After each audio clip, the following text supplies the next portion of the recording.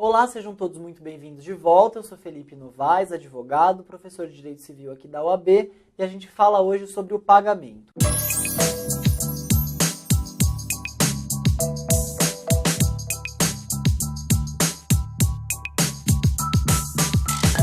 O pagamento é uma das coisas mais importantes que a gente tem aqui no direito das obrigações. E por que esse assunto ele é tão importante? Porque o pagamento ele vai ensejar a desobrigação do devedor numa relação obrigacional.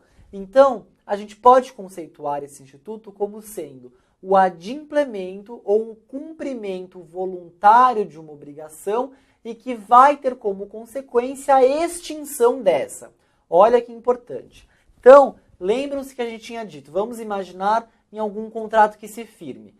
Você vai ter como a consequência desse contrato o nascimento de obrigações. Quando você cumpre, quando você adimple com essa obrigação voluntariamente, você realiza o pagamento, você conseguiu extinguir a obrigação, se livrar daquilo ao qual poderia ser constrangido a cumprir, inclusive forçosamente, certo? Então é um assunto de extrema importância e por conta disso o legislador tratou de uma forma bastante delicada, bastante detalhada. Olha só, quem que é o sujeito ativo do pagamento? É o devedor da obrigação, ou seja, alguém tinha a obrigação de pagar, mas aqui no pagamento é ele o sujeito ativo porque é ele quem realiza o ato de pagar. E quem que é o sujeito passivo do pagamento? É o credor da obrigação, ou seja, é aquele que precisaria só receber, que vai ser objeto do pagamento, mas no pagamento ele é o sujeito passivo. Por quê? Porque ele recebe aquilo e por conta disso ele vai ser o sujeito passivo daquela obrigação, ok? Existem condições objetivas e subjetivas do pagamento e que merecem destaque. Por que é importante você falar dessas condições? Porque nesse assunto do pagamento, lembre sempre que eu gosto de dar um contexto para a matéria que a gente estuda. Lembre-se que eu gosto sempre de dar um contexto. O maior objetivo, a maior preocupação é fazer esse pagamento corretamente em todos os seus aspectos para que o pagamento produza o efeito desejado, o mais esperado no momento em que você vai realizá-lo, que é justamente a desobrigação, ou seja, pague certo para receber a consequência que você espera, que é se desobrigar daquilo e não ter que pagar de novo, certo? Existem condições que são subjetivas e condições que são objetivas. A primeira condição subjetiva, ela vai versar sobre quem deve pagar, ou seja, o devedor. É o devedor que tem a obrigação, que deve realizar o ato de pagar numa obrigação, certo? E que, portanto, realiza este pagamento. Então, quem que a gente tem que considerar primeiro? Quem deve pagar? O devedor ou o seu representante ou um terceiro? Mas aí, para esse terceiro, a gente vai fazer uma divisão que vai compor 4 observações. A primeira, o terceiro que seja interessado juridicamente. Por exemplo, o fiador. O fiador tem um interesse, que é o interesse qualificado, o interesse jurídico, de ver aquela obrigação satisfeita, porque ele sabe que se o devedor principal não pagar, ele pode ser demandado. Então, quem pode pagar uma obrigação e ter como consequência a extinção daquela obrigação? Devedor ou seu representante, a prioristicamente, mas um terceiro. Qual que é terceiro? Não. Terceiro interessado, e a gente deu o exemplo do fiador. Segundo exemplo, segunda possibilidade, um terceiro não interessado. Ah, mas é qualquer terceiro não interessado? Não. Aquele que tem um interesse moral ou economicamente simples para pagar aquela dívida. Mas aí a gente entra na terceira observação. O terceiro interessado, por exemplo, o fiador, ele se subroga na condição de credor e vai poder demandar daquele devedor principal. Lembra quando a gente estudou a fiança? Sobretudo em todas as condições e privilégios, tudo aquilo que existia no contrato principal, ao qual o fiador se firmou esse contrato acessório, ele vai poder demandar do principal. Mas, no caso que a gente está falando aqui, de um terceiro não interessado, que tem um interesse econômico simples, que não é o da fiança, que não é o interesse qualificado, ou tem um interesse moral, então vamos imaginar, o pai que paga a dívida do filho, etc., ele vai ter direito ao reembolso. Isso é muito importante. Pagou, mas tinha um interesse simples ou moral em realizar, mesmo assim ele vai ter o direito de exigir do devedor que deveria ter cumprido aquela obrigação, que se a gente fala em terceiro, a gente não está falando em parte. Quando, por exemplo, a gente falou de devedor, a gente falou de representante, o representante age em nome do devedor. Então é como se o devedor que tivesse pago. No caso do terceiro, a gente já viu, o interessado se subroga nas mesmas condições, por exemplo, o fiador. Do não interessado, ele vai ter direito a pedir reembolso daquilo que ele pagou. Mas ele não vai se subrogar na condição do credor, ou seja, ele não vai ter direito aos mesmos benefícios e às mesmas proteções que aquele credor principal gozava, certo? Ótimo. Ademais, o pagamento feito para o terceiro, ele não pode ter o protesto do devedor, ok? Se o devedor não concordar com este pagamento, falar, olha, terceiro, o que você está se metendo numa obrigação que é minha? Eu deveria pagar isso e, portanto, eu não concordo com o seu pagamento. Se o devedor que não concorda e protesta, ele consegue provar que tinha meios de impedir que este terceiro não interessado realizasse o pagamento, e essa é a quarta observação, ele não terá direito a reembolso. Então, aí o terceiro não interessado, o que é terceiro não interessado? Tem interesse moral ou econômico simples. E for provado que o credor, ele tinha como, que o devedor principal, que o devedor principal tinha como impedir este pagamento e ele ocorreu sob protesto, ou seja, contra a sua vontade, isso vai retirar do terceiro não interessado o direito ao reembolso, ok? Ademais, o segundo ponto, a quem se deve pagar? No caso do pagamento, condição subjetiva, portanto, segundo tópico, a quem se deve pagar, que é o credor. Como é que você, o que importa nisso? Se você paga para alguém que não é credor, você pode não se livrar da obrigação. Então, olha que coisa ruim, onerosa para o devedor. Então, o que a gente tem que ter, que a gente tem que observar? O credor, para quem que se deve pagar? Então, quando a gente fala isso, né? Primeiro, ao próprio credor ou a um representante, porque aí vai ser em nome dele, é como ao credor se estiver pago, ou a um terceiro. Mas, quais são as condições?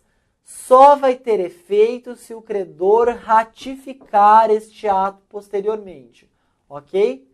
Ou ficar provado que o credor tirou o proveito do valor ao qual foi pago um terceiro. Então, veja só essa situação.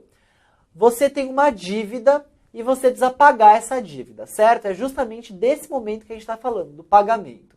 Aí você vai e paga para o credor ou para um representante do credor. Ótimo, melhor dos mundos. Mas você, por alguma razão, acabou pagando por um terceiro, né? Veja, terceiro.